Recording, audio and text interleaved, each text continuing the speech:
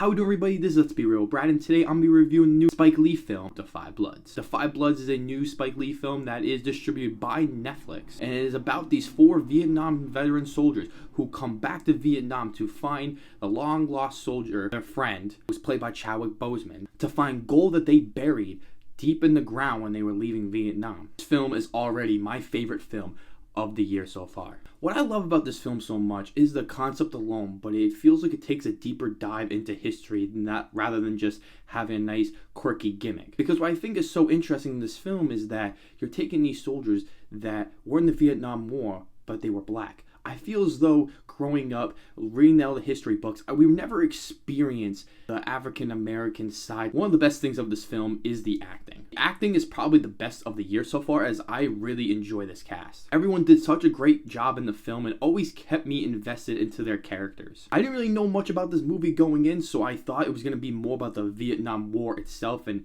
actually seeing these young dudes going through this. But I like this aspect about these just 4 old guys that are experiencing life through different lenses after that war changed them, throughout society has changed them with new things that are happening, whether it's new presidency, laws, fighting for new causes. The year 2020 right now has been so diverse and so full of changes. It's interesting to see that guys who should be a part of some of these moments may not be a part of these moments, or they might see things in different light. The standout of the film has to be Delroy Lindo. He is phenomenal of this film. Just hand it to him. Hand him the Academy Award. He is awesome in this film. He has some of the most dramatic and emotional moments. He is such a fleshed out character, and he is really at the center stage. I thought he was just absolutely captivating in every shot and every scene of this film. We see flashbacks, but they change the aspect ratio in this film when they are in Vietnam, but making it all look grainy and kind of a low resolution feel to it, that kind of what First Man did in that film. But what was even cooler is that the soldiers actually weren't the age. They were the same age they were. They might have looked a little different in their army outfits. It could have been very distracting seeing this, but I think it was such a nice metaphor of showing that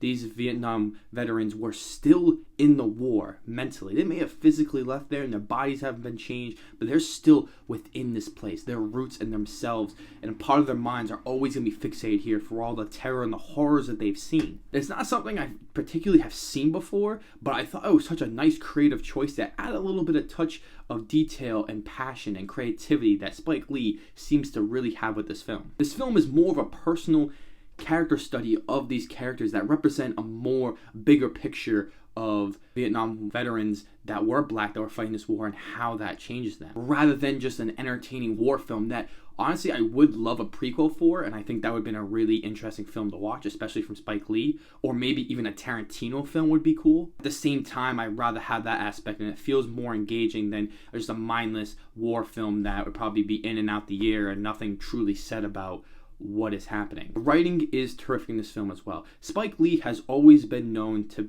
having a very creative and stylistic choices for his writing. He has so much passion for the films he makes, and it's clearly shown in parts of this film where the dialogue is so crisp and it's so tender, and you just want to be listening to these guys talk for hours and seeing their points of view. They feel like real human beings, as Spike Lee always does that in all his films, especially in the film Do the Right Thing, which is one of the best films of the 80s, I'd say in the top 10. So if you haven't seen that film, please go check it out. You judge these characters based on when you first meet them, but as they open up and as you learn more about them, you understand how something this big and this tragic could affect someone so deeply. I also love that this film breaks so many stereotypes that so many people have about certain races, different cultures, as we don't just get to see the African Americans' point of view, we also get some of the Vietnamese people's point of view, and so many times it's from the American point of view, especially that I live in America, and so that's only what I see. But it's an interesting point of view when you see it from another culture, and someone who's seeing the same exact event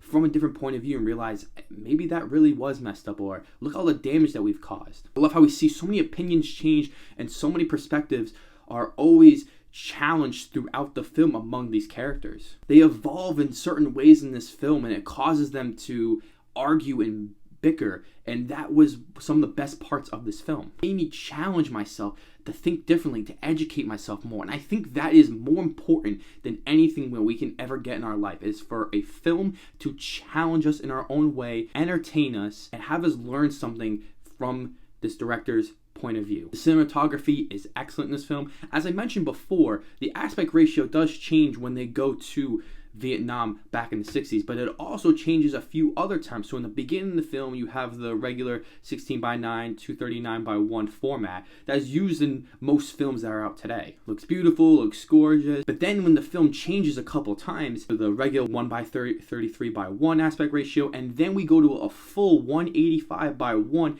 is in present day when they go into the jungle looking for the gold. It's definitely a stylistic choice that Spike Lee wanted to do, as he knew that this film was going to go straight to home on TVs, and they knew they can make the aspect ratio look very well in that. Beside this film being a very important and politically driven film about human rights, how we stand on policies and certain concepts and ideas, this film managed to be extremely entertaining, very intense in some of these moments. As the film gets very intense as it goes along, and those moments are so enjoyable. I was so on the edge of my seat. As the stakes get higher, the consequences become greater, and this film feels a lot more real. The film gets extremely violent, extremely bloody, and can feel over the top at most, and that was super enjoyable for me. I do have some negatives with this film, as I feel as though there are many pacing issues that rise more in the second act of the film, where it kind of just muddles around and there's a lot of slow talking moments. Ended up being very distracting. Left me a little bored during those moments. Some of the present day stuff, cinematography, isn't so great. Some of it feels a little bland. I wish there's a little more pop in more of the present day. I felt a little bored in the way it looked. There are some cheesy moments in the film,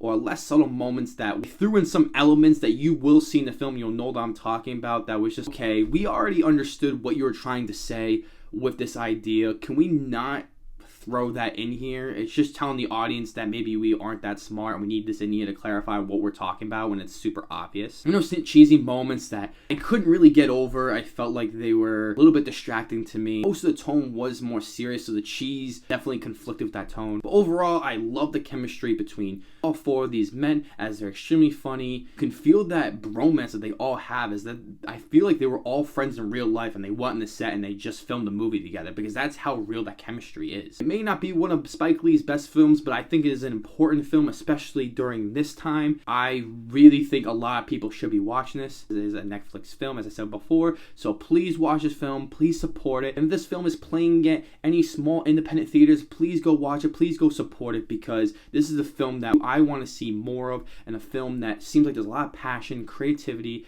and a lot of detail that's within every shot. I'm going to give this film an 8 out of 10. If you really enjoyed this review, please like and share the video. Please subscribe. It really helps on my channel. So everyone who has subscribed to my channel, like and sharing my videos, commenting, you guys are the best. I want to keep doing this as long as I can. So please keep helping me make this dream come true. And if there's anything that you guys think that I should be doing better, more content you want to see, let me know, because I want to be the best for you guys, and because that's most important. Thank you guys for watching. I'll see you guys in the next video.